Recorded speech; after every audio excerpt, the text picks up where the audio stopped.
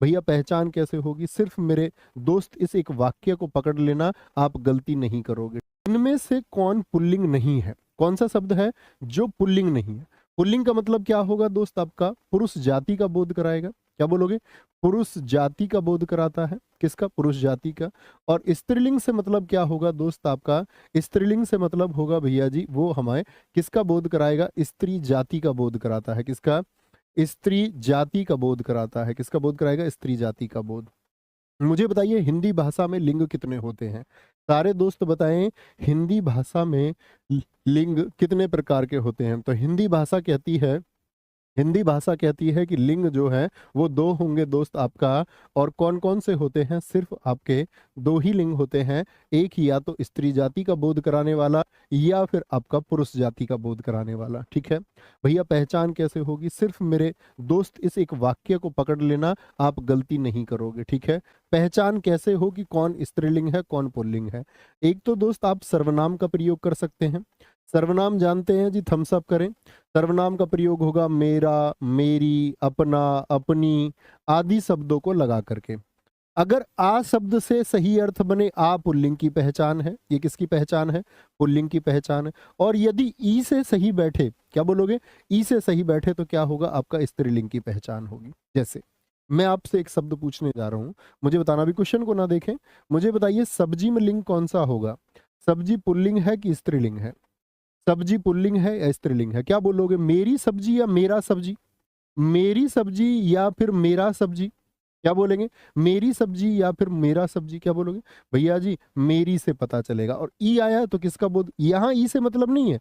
ये देखना, मेरी का ई आया या मेरा का ई आया, मेरी का ई या मेरा का ई। ठीक है, दूसरा प्रयोग साथी हम विशेषण लगा के कर सकते हैं। विशेषण से मतलब होता है आपका अच्छा या अच्छी लगा के।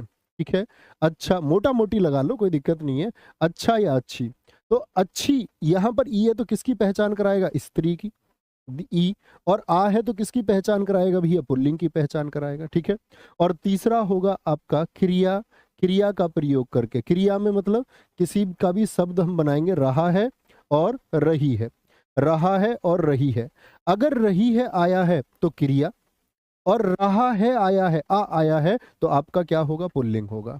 अब सब्जी में तीनों को प्रयोग करके देखिए। क्या बोलूं? मेरी सब्जी या मेरा सब्जी? तो आप कहोगे भैया मेरी से उत्तर आएगा, मेरा सब्जी थोड़ी बोलोगे भाई, गलती कर दोगे। अच्छा जी, अच्छा या अच्छी सब्जी कैसी बनी है? अच्छी, अच्छी सब्जी बोलोगे या अच्छा सब्जी बोलोगे? बोलो भाई मेरे साथ एक बार। आप कहेंगे भैया जी अच्छी सब्जी बोलेंगे, अच्छी सब्जी। अच्छा बताओ, सब्जी बन रही है या बन रहा है? सब्जी बन रही है या बन रहा है? भैया सब्जी बन रही है। क्या बोलोगे? रही है। यानी कभी भी आप प्रयोग करेंगे तो क्या आएगा आपका? हमको उत्तर मिलेगा। अब आते हैं साथी प्रैक्टिस पर। उम्मीद करूंगा कभी आप गलती इस तरह के, ये तीन चीजें याद रखनी है, सर्वनाम का प्रयोग, विशेषण का प्रयोग और क्रिया का प्रयोग। तीन चीजें दिमाग में बैठाएं, बोले एक बार कौन कौन सी? कि भैया हम प्रयोग करेंगे आपका, किस किस का प्रयोग करेंगे? तो हम कहेंगे भैया हम प्रयोग करेंगे आपका किसका? एक तो विशेषण का प्रयोग करेंगे, एक सर्वनाम का, और एक प्रयोग हम करेंगे आपका क्रिया का, और गलती नहीं करेंगे। बोलो जी।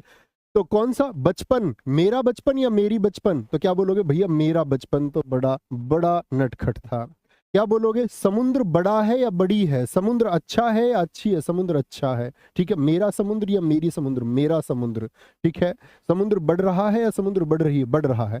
कंबल ओढ़ा गया, वह कंबल ओढ़ रहा है या कंबल ओढ़ रही है? अच्छा कंबल या अच्छी कंबल?